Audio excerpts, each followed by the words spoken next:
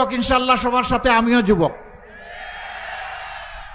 ছাত্রীদের জন্য আমাদের অঙ্গীকার, মাস্টার্স পর্যন্ত তারা সম্পূর্ণ সরকারি খরচে লেখাপড়া করবেন ইনশাআল্লাহ।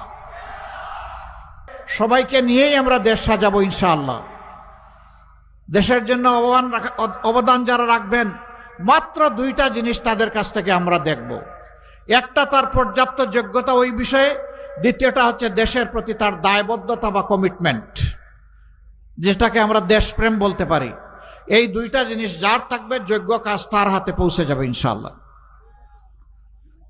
যারা আমাদের ছাত্র সমাজ রয়েছে, এর মধ্যে ছাত্রীদের জন্য আমাদের অঙ্গীকার, মাস্টার্স পর্যন্ত তারা সম্পূর্ণ সরকারি খরচে লেখাপড়া করবেন ইনশাআল্লাহ।